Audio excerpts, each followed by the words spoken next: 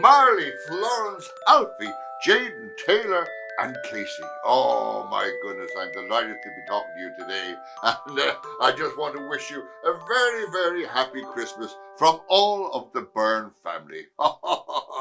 Gaga, Grandad Barry, Nanny Sharon, Daddy Damo, and Marie.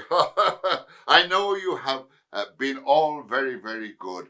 And you know what I want to do. I want to give you a couple of tips, okay? Now, the first tip I want to give you is, when you see the size of me here, I'm a little bit on the big side, and I can be a bit clumsy on Christmas Eve. Well, you know, it's very dark when I'm leaving the presents, and sometimes people leave things out away from the tree and all that sort of thing, and I can trip over them, and I'm not as light on my feet as I used to be, so sometimes I make noise. So if you hear any noise and you think it's Santa leaving the presents on Christmas Eve, will you do me a big favor? Will you keep your eyes closed tightly, like this? Okay, Marley, let me see you do that. Oh, what about you now? Oh, we'll try. How about Alfie? Have a go there. Oh! Then you see, I'll think you're fast asleep. And I leave the presents. And I'll be able to go on to all the other children around the world then and leave their presents too. Now, it's not a good idea. Now, I have a little surprise for you here myself. And now I want you to sit back and relax, and I will read you a little story. 'Twas the night before Christmas, when all through the house not a creature was stirring, not even a mouse. The stockings were hung by the chimney with care, in hopes that St. Nicholas soon would be there. The children were nestled all snug in their beds, while visions of sugar plums danced in their heads. And Mamma in her kerchief, and I in my cap, had just settled down for a long winter's nap. And out on the lawn there arose such a clatter, I sprang from my bed to see what was the matter. Away to the window I flew like a flash, tore open the shutters and threw up the sash. The moon on the breast of the new fallen snow gave lustre of midday to objects below, when what to my wondering eyes should appear but a miniature sleigh and 8 tiny reindeer, with a little old driver so lively and quick, I knew in a moment it must be St. Nick. More rapid than eagles, his coursers they came, and he whistled and shouted and called them by name. Down, Dasher! Down, Dancer! Down, Prancer and Vixen! On Comet! On Cupid! On Donner and Blitzen! To the top of the porch! To the top of the wall! Now dash away! Dash away! Dash away all! As dry leaves that before the wild hurricane fly, when they meet with an obstacle, mount to the sky. So up to the housetop the coursers they flew, with a sleigh full of toys, and St. Nicholas too.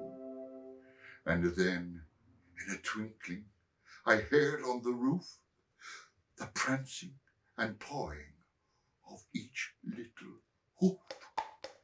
As I drew in my head and was turning around, down the chimney St. Nicholas came with a bound.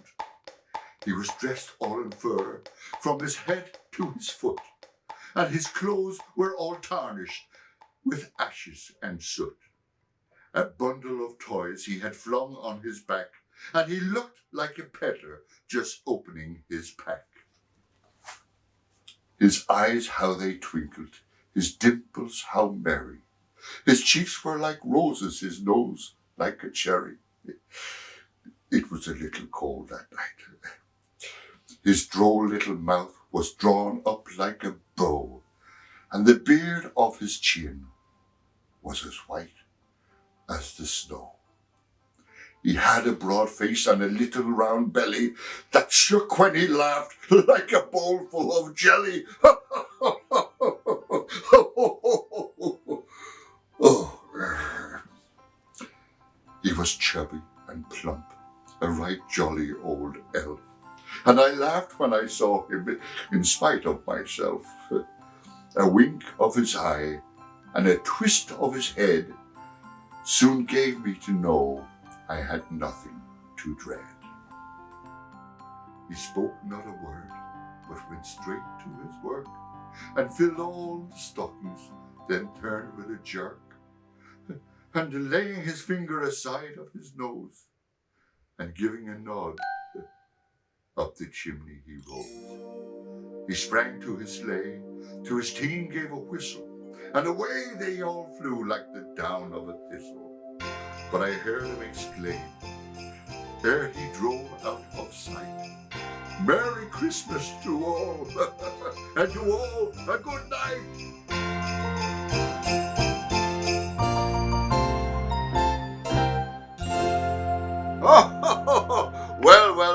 Well. I hope you all enjoy that now. That was one of my favorite stories, that's for sure. Yeah. Now, don't forget to leave something out for Rudolph, won't you? Maybe a carrot or... I tell you what he'd like better than a carrot, if you wouldn't mind leaving it. Would you leave him out a little surprise? He loves surprises. How about a little apple? Oh, he loves apples. And he never gets any apples.